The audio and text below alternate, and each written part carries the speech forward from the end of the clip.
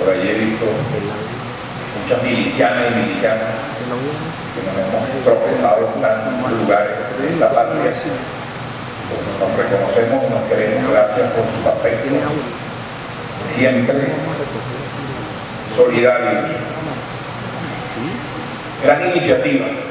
Yo hablaba con el Marcano Tabata y recordaba lo que el comandante Chávez nos decía a nosotros que estamos dedicados a estudiar la historia. Me decía Calzadilla, no dejemos de ir a los cuarteles y hablar de historia y discutir historia. No dejen de hacerlo, no se olviden de reflexionar esto en esos espacios donde está el alma vibrante de la patria. Y en particular, ahora aquí en casa de la Milicia Nacional Bolivariana. Y el presidente Nicolás también, Maduro, ha pedido redoblar fuerza en la formación. Qué buena iniciativa, qué bueno que estamos haciendo esto.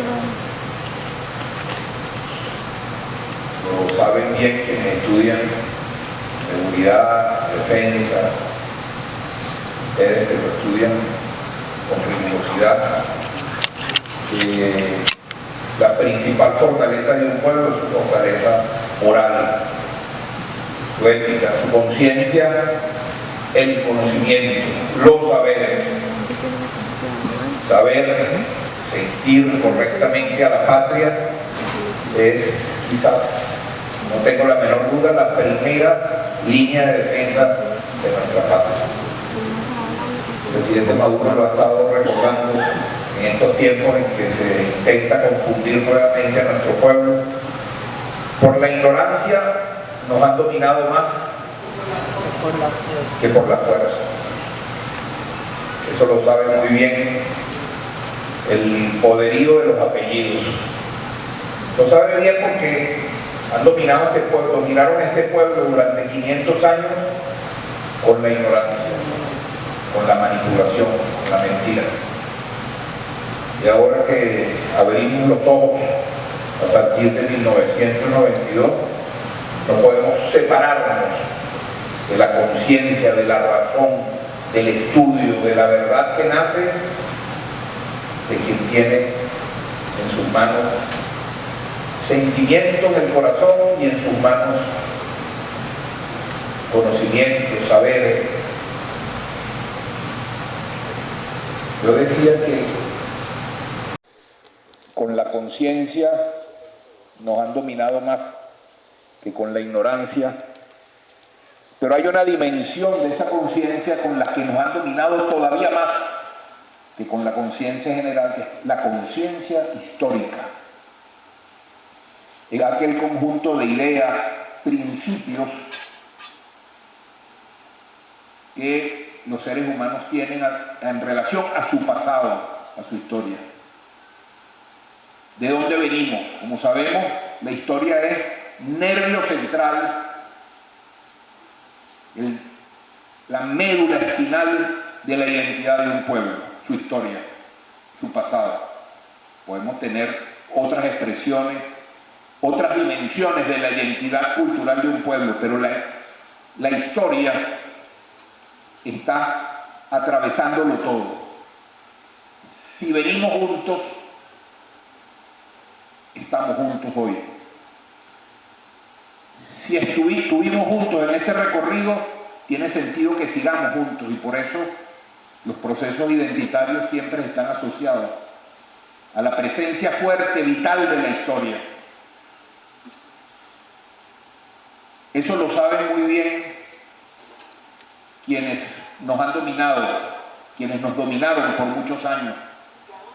Y ellos aprovecharon de la conciencia histórica e hicieron de ella un arma para dominar, para someter.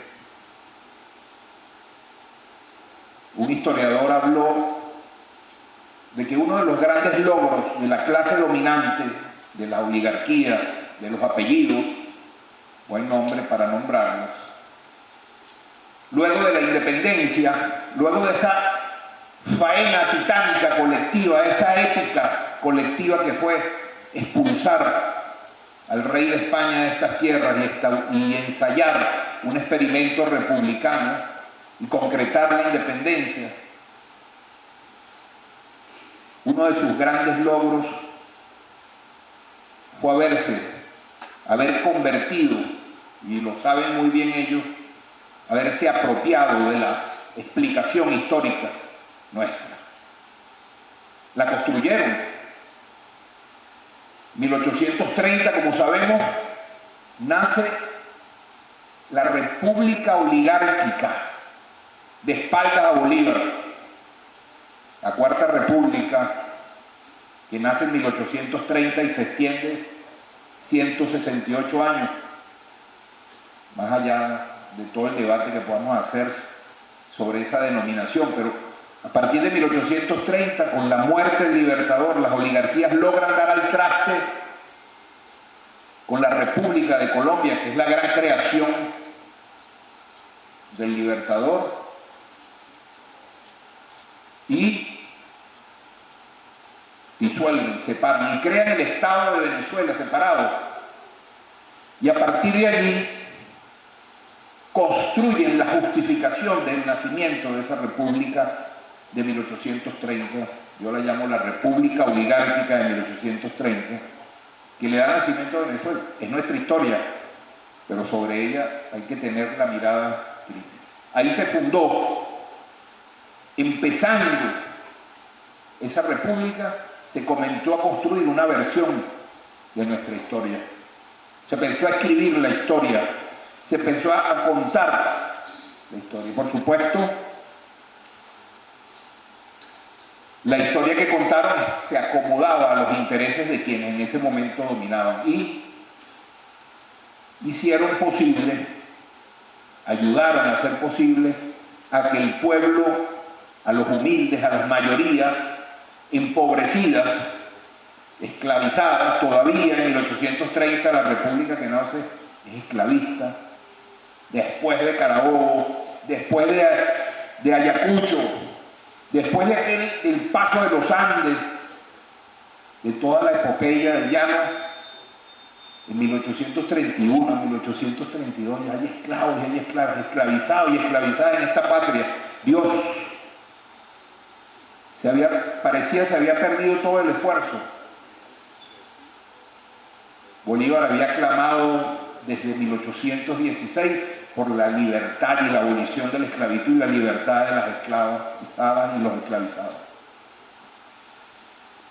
Y entonces construyen una república, inventan una historia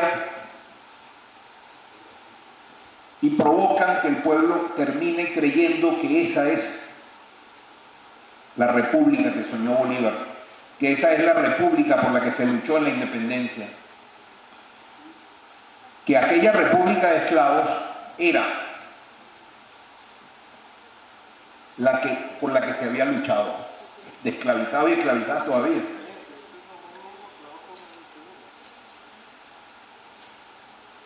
La trampa ideológica, la llamó ese historiador. El pueblo pisó la trampa ideológica de la clase dominante y terminó comprando esa versión.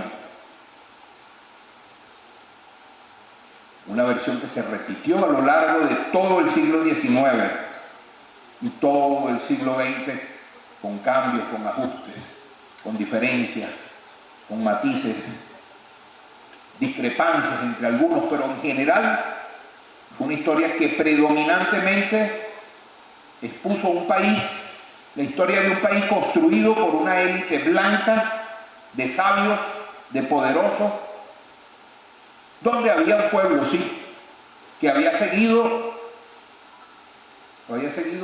los designios de otros y de otras, que eran quienes dominaban entonces.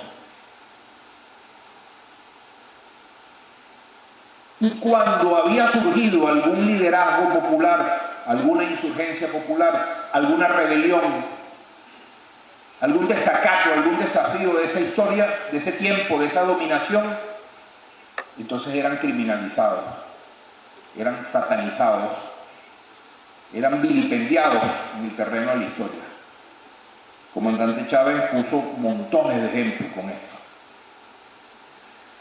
Aquí tenemos uno, ícono de esta institución, de la milicia, Zamora. Zamora pasa los libros de historia como un vándalo, y quienes lo siguieron como malandros, asaltadores de caminos,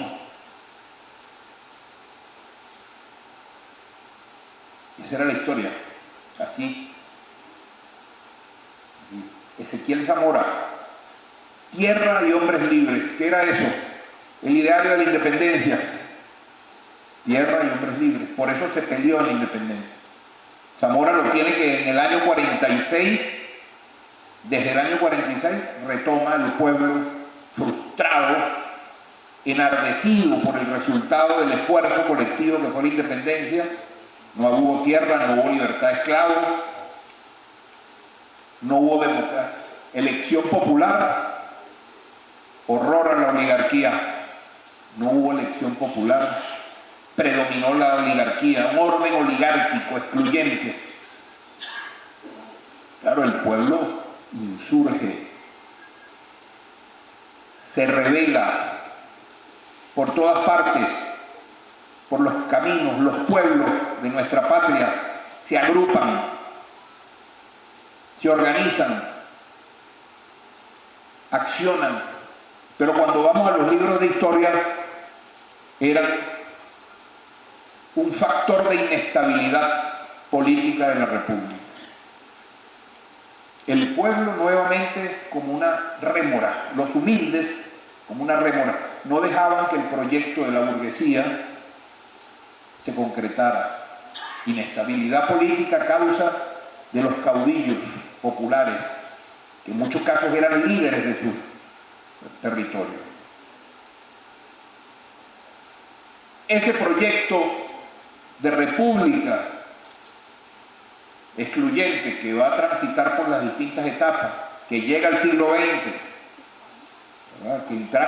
que se desarrolla durante el siglo XX a partir de procesos históricos diversos, complejos, y que termina en el proceso de ideologización del proyecto de Punto Fijo, que terminaron también asociándolo a la realización plena del ideario de la independencia y en particular del Libertador como el punto de llegada. Eso concreta una interpretación. La revolución bolivariana, el comandante Chávez en particular, él asume el liderazgo para comenzar a fomentar una revisión crítica masiva, contundente de ese pasado, de esa interpretación de nuestra historia. Lo hace de manera potente porque lo hace con el pueblo y desde el pueblo. No podía ser esa la historia. No podía ser una historia donde las mayorías estuvieran excluidas o fueran simplemente borregos que siguieron a unos sabios o a unas personas que tenían poder y dinero. No podía ser esa la historia que conformara la épica venezolana. Por eso crea un gran movimiento descolonizador, lo llamamos hoy, liberador de la conciencia histórica desde el propio año 92. 1992 ocurre el 4 de febrero, es mi interpretación de los hechos, de estos hechos, una gran revolución cultural, y yo voy a explicar por qué el 4 de febrero es una gran revolución cultural. En ese momento se puso fin al logro cultural más grande que tuvieron las clases dominantes en la historia de Venezuela, que fue haber raptado la figura, capturado, secuestrado la figura histórica de Bolívar, su patrimonio, su legado, lo pusieron en todas las oficinas, legitimando todos los gobiernos, todo el orden excluyente desde el siglo XIX. En su nombre, las oligarquías hicieron todos los desastres. En su nombre, las oligarquías transaron ese país, transaron su soberanía en nombre de Bolívar. Estaban los retratos allí. Gómez, que es el gobierno de la entrega a los capitales transnacionales y al imperialismo, un símbolo de esa entrega, lo hace alegando que se trata de una acción coherente con el Libertador, porque ellos lo lograron asociar a ese proyecto a la imagen del Libertador. Habían raptado esa imagen, ese símbolo. El pueblo siguió amando a Bolívar en el corazón. Ahí están los testimonios, canciones populares, la cultura popular, la memoria popular del Libertador, siempre como la esperanza, el Libertador como esperanza de redención. Por eso Zamora, el bolivarianismo de Zamora es una de las ejes que lo estructura. Es una acción que va a poner fin a ese secuestro. A partir de 1992, el 4 de febrero, Bolívar, su imagen, su símbolo, pasa, toma las calles, como está ahorita también en las calles. Bolívar está en la calle, como la esperanza, pasa de nuevo del lado del pueblo, de los humildes. Ya nunca más, desde entonces, la oligarquía ha podido disputarle nuevamente al pueblo el símbolo Bolívar. Lo volvieron estatuas, lo desvistieron de su carácter popular y social. No hay que hacer con la memoria de Bolívar hoy en día. Ponen para acá, la ponen para allá, lo acusan, lo vilipendian, lo criminalizan o lo recuperan y dicen que son bolivarianos, etcétera, o que Bolívar fue un mantuano, que no era ningún revolucionario, que era un conservador, que no murió con camisa apretada, que se murió rico, que fue un asesino, que fue un traidor. Bolívar al centro de nuestra identidad.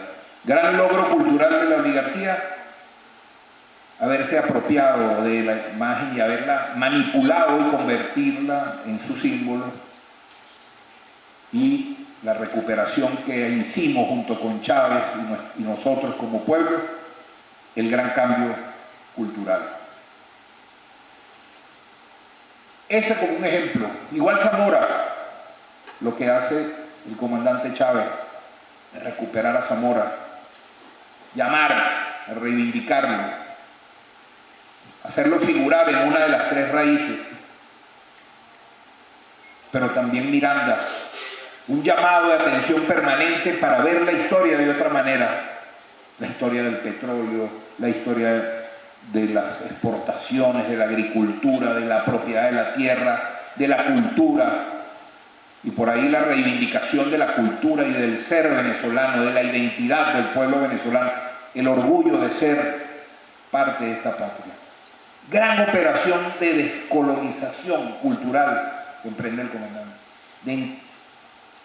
de aproximación, de incorporación en el corazón, en los afectos de nuestra historia, ahora leída de manera distinta.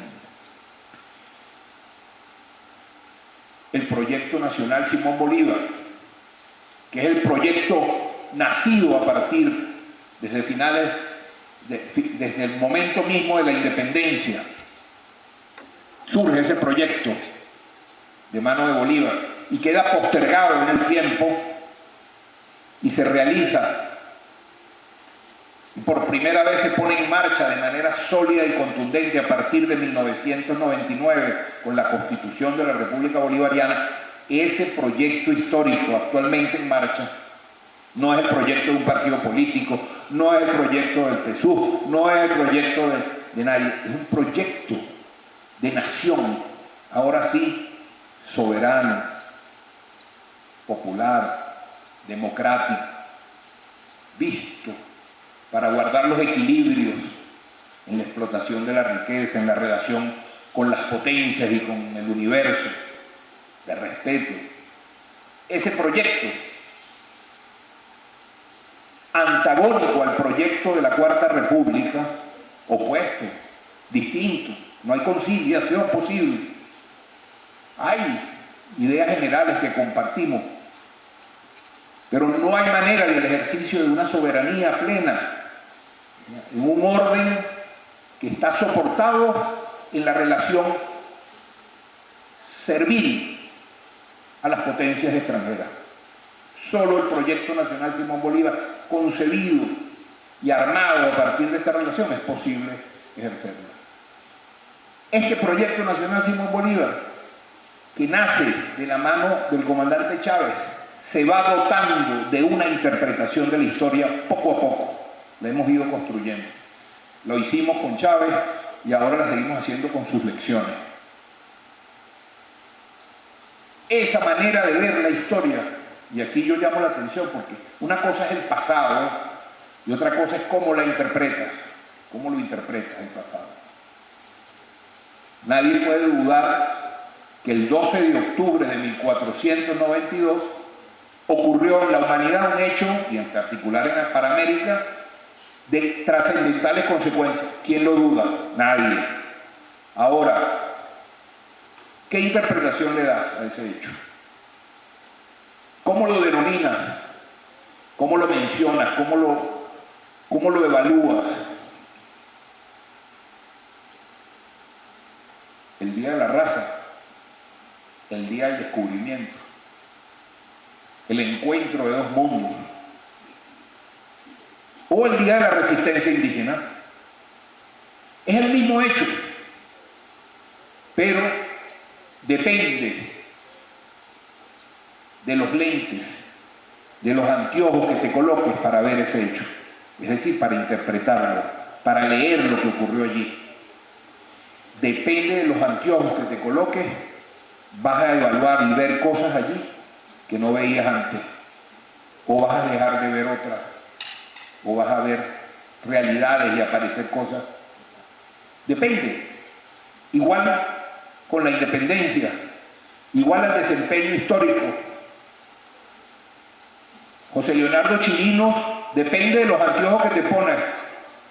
Dirás que esa rebelión, como dicen todavía, fue un grupo de negros y pardos y zambos borrachos con ambiciones de dinero que fueron a saquear unas haciendas. O dirás que la rebelión de José Leonardo Chirino, 1795, fue una acción revolucionaria dentro del marco de la crisis del Imperio Español y del proceso de construcción de la independencia. Y dirás que tenían un plan, que tenían un proyecto republicano, que lo tenían, y entonces el balance será otro. Será otro lo que le enseñemos a nuestras niñas y a nuestros niños, será otra cosa. Crecerán con otros valores. Dependiendo de los anteojos que te coloques, puedes decir que el pueblo de Venezuela tiene 14.000 años de historia. Esa es nuestra antigüedad. No Venezuela con este nombre, no como república, pero en estas tierras que hoy configuran Venezuela hay existencia humana comprobada por la arqueología, por la ciencia, de al menos unos 14.000 años de antigüedad. ¿Qué le cuentas a los niños en la escuela? ¿Qué le dices? Venezuela es un país, Venezuela es una tierra joven, que tenemos solamente 500 años de historia, porque fue ahí que se produjo la invasión de Europa, de España sobre esta tierra. O le cuentas, le dices, mira, niña, hijo, hija, Nosotros tenemos 14.000 años de historia, de saber, de conocimiento, de experiencia. Es distinto los niños y las niñas que vamos a criar ahí. Y así como eso, tantas cosas. Depende de los lentes que te pongas, podrás llamar a Miranda de una manera, a su acción libertaria de 1806 como una gran expedición libertaria o una fracasada aventura del mujeriego y aventurero loco Miranda, ¿no? Depende. No por casualidad Chávez demostró que no sabíamos los nombres de las embarcaciones de esa expedición libertaria. Ahí empezamos nosotros a dudar de todo lo que sabíamos, cuando nos dimos cuenta que por qué no nos sabíamos las 3 de Colón, pero no las 3 de Miranda. Nos sabíamos la Pinta, la Niña de la Santa María, y no nos sabíamos las otras 3. ¿Por qué? Era una operación ideológica que nos hacía ver e interpretar la historia con unos anteojos que respondían a la mirada de la oligarquía o del colonizador. La descolonización es anteojos distintos. ¿Por qué hablan de descolonización si nosotros ya no somos colonia? Si Bolívar concretizó la independencia, si hicimos la batalla de Carabobo y se acabó, ya no somos colonia. Aquí sí, hemos mantenido la manera de pensar, los valores del colonizador, del dominador, del extranjero en muchos casos, con nuevo ropaje. Esa manera, esos anteojos nos permitieron comenzar a ver los nombres, los rostros, las miradas, la piel, las hazañas, las pequeñas epopeyas de un pueblo que construyó, que se hizo protagonista. Las mayorías eran los protagonistas. Y empezamos a preguntarnos, bueno, ¿por qué en este pueblo celebramos la fecha de fundación de este pueblo? Y este pueblo se funda luego de una masacre brutal contra los pueblos indígenas que estaban aquí. Sin embargo, celebramos, no está de más conmemorar un hecho histórico, como la fundación de un pueblo. Pero la mayoría de nuestros pueblos se fundaron en su etapa hispánica, a partir del invasor, de una acción de destrucción de un pueblo. Habría que recordar a quienes fueron destruidos. Cada vez que celebremos, lo hemos estado diciendo en los pueblos y ciudades, quienes venimos de pueblos de distintas regiones del país, sabemos que en nuestros pueblos se celebran las fechas de fundación. Se fundó Altagracia Orituco, mi pueblo, se fundó tal año, y hacemos una ceremonia y se reúne el alcalde y hay un cronista que da un discurso y se pone una ofrenda floral libertador. En ese momento hay que recordar quienes estaban antes y quienes, digamos, forman parte de esos 14.000 años de historia. La historia, con la historia que nos contaron, se invisibilizó el protagonismo de nosotros. Se relegó. Cuando abríamos los libros no estábamos, la inmensa mayoría no estaba reflejada. Estaban algunos, los hechos. Estaba Caracas sobre todo. No toda la región, sino la región central.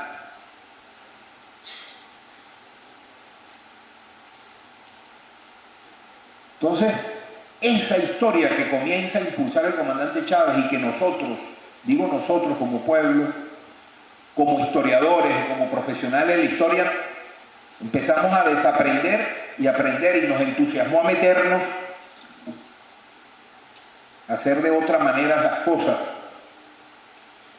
sea por él o sea por el plan que se hizo una vez en la Escuela de Historia de la Universidad Central de Venezuela. Creíamos que éramos los sabios y que nos la sabíamos todas, y por allí en el 2004, 2005 llegó 5 personas de una comunidad allí de las cercanías de Macarao, y nos plantearon y empezaron a buscar. Unos colegas muy académicos me dijeron: mira, Pedro, hay una gente que yo creo que tú puedes atenderla.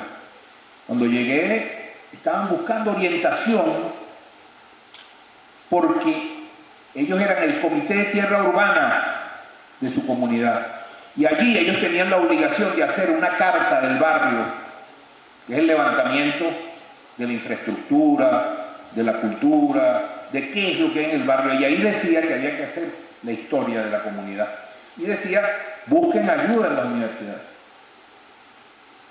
en las institutos. Nadie sabía eso, no nos habíamos planteado desde la academia, desde la universidad. Habíamos publicado artículos, hemos ido a congresos, y bueno, los sabios, pues. Y había una realidad allí que no habíamos ocupado, y empezamos a ocuparnos. Hicimos unos seminarios allí de historia de los barrios de Caracas, y empezamos a descubrir una riqueza, una realidad, una fuerza, una potencia de un pueblo cuando decide contar su historia, hacer su propia historia. Y entonces empezamos a desaprender y empezamos a meternos. El presidente Chávez creó el Centro Nacional de Historia en 2008 y le dio esa tarea, acompañarlo en esa faena de reescribir la historia, ahora con el tono del Proyecto Nacional Simón Bolívar, ahora a tono, nada más que uno lee el preámbulo de la Constitución y los valores, enunciados, principios que están allí. Esa es la historia que nosotros tenemos el desafío de contarle a nuestros niños y nuestros niños. Democrática, plural, diversa, respetuosa de las diversidades, tolerante, soberana, libre, con valores,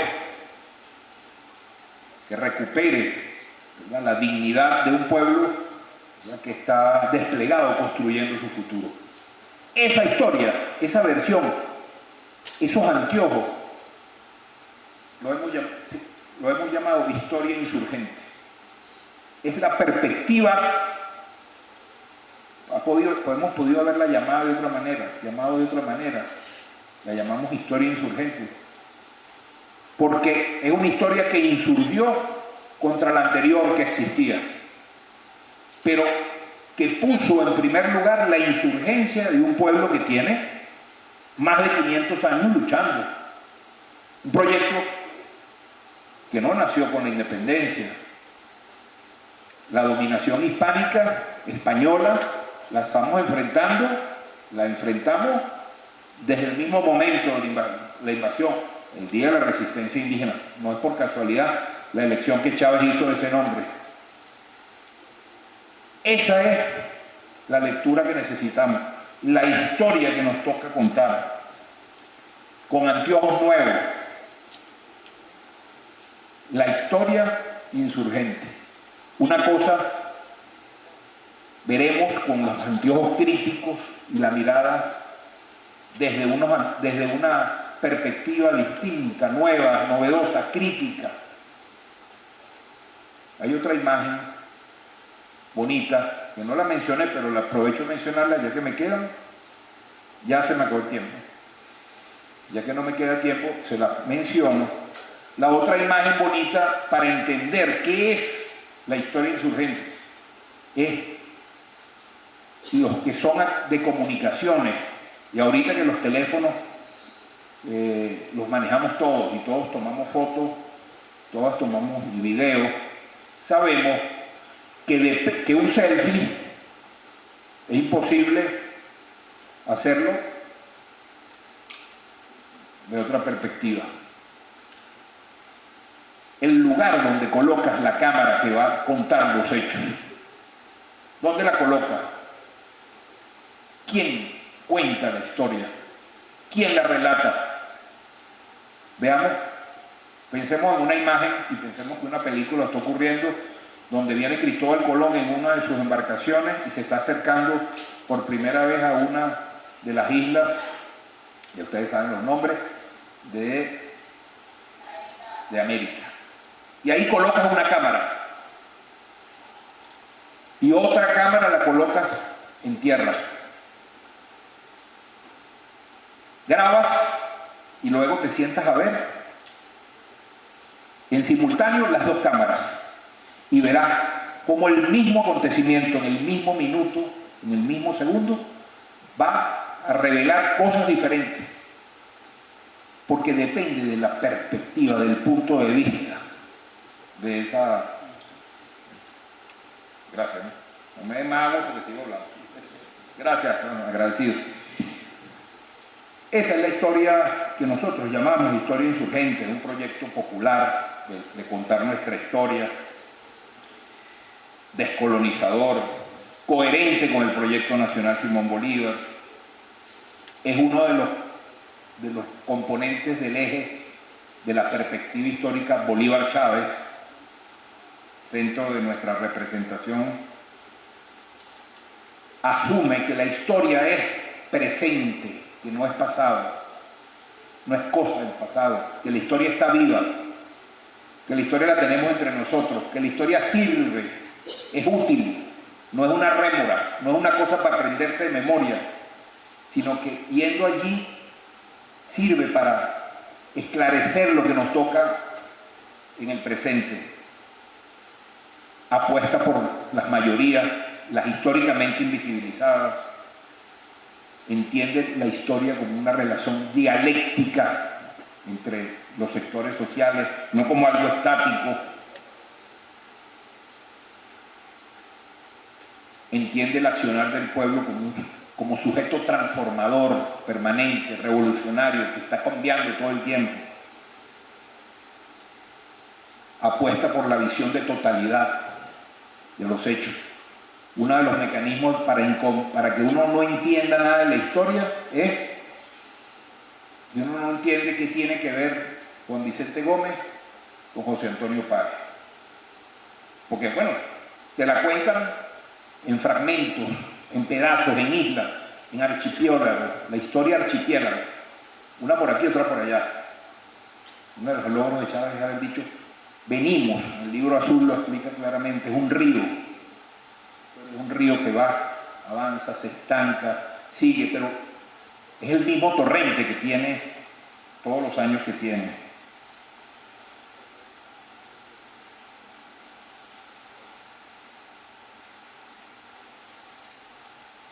La historia pasión de actualidad, dice Enrique Bernardo Núñez, gran escritor. Solamente desde la pasión de la actualidad es posible hacer una historia buena, como la llamamos nosotros, la historia insurgente. Historia actual. Cada generación le pregunta al pasado cosas distintas. A nosotros nos toca hoy no preguntarle lo que le hubiera preguntado al pasado, no interrogar al pasado, no voltear la mirada a buscar lo que buscó el pueblo en el siglo XIX o los gobernantes. No, nos toca el presente. Una cosa muy importante, y con esto termino. Con Chávez nos planteamos 3 dimensiones del trabajo de la historia. Democratizarla, porque en 3 dimensiones, y con esto termino. La democratización de la historia era porque en los libros de historia tenía que aparecer democráticamente todos y todas aquellas y aquellos que habían participado y protagonizado, no solamente algunos. La democratización en el relato histórico nacional. Luego, la democratización en el saber. Todo el mundo tenía que conocer su historia, saberla. Tenían que llegar los libros a todas partes. La revista Memorias de Venezuela hacíamos miles. Una vez nos pidió que hiciéramos no sé cuántos millones, no pudimos. Pero bueno, trabajamos para hacerlo. Segunda dimensión, el saber para todos. Nadie tenía derecho a reservarse la información. El pueblo era la cultura. Y la tercera dimensión, que es la que quiero poner de relieve para terminar, es la democratización del hecho de escribir la historia. Por la ciencia se definió que la historia la escriben unos letrados, una gente que sabe, que fue a la universidad, a los historiadores y las historiadoras, los cronistas, que son los que pueden escribirla. Eso la volteamos y decimos, el pueblo es historiador de su propia historia. El pueblo tiene que contar su propia historia. Por eso quienes integran la milicia nacional bolivariana en todas partes del territorio hoy, yo los invito a que cuenten, registren, sea con un grabador, sea con un video de teléfono, sea con escritos, con artículos, a contar nuestro tiempo, a contar su recuerdo, a contar su interpretación de la historia. El pueblo historiador de su propia historia. Sobre todo en este tiempo de desafíos tan importantes culturales que tenemos y bueno, en tiempos en que la patria nuevamente nos llama a despertar conciencias, a movilizar las ideas y a reafirmar nuestra identidad. Todo nos ha costado mucho. Nos decía el comandante Chávez, al pueblo de Venezuela no le han regalado absolutamente nada. Nada de lo que hemos conquistado. Ha sido un esfuerzo titánico de años y en el interín han perdido la vida millones de mujeres y hombres a lo largo de la historia para lograr las cosas que tenemos, los bienes que tenemos, los logros que tenemos. Así que no bajemos la guardia y mantengamos esa pulsión histórica que nos ha sostenido y nos ha permitido llegar hasta ahora, traspasando bloqueos, amenazas, persecuciones, agresiones, etc.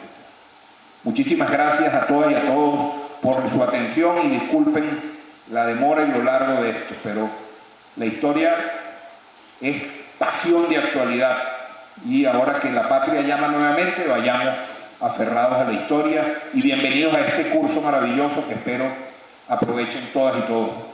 Adelante, viva la patria, viva Bolívar, viva nuestro comandante Chávez, viva nuestro presidente Nicolás Maduro. Gracias.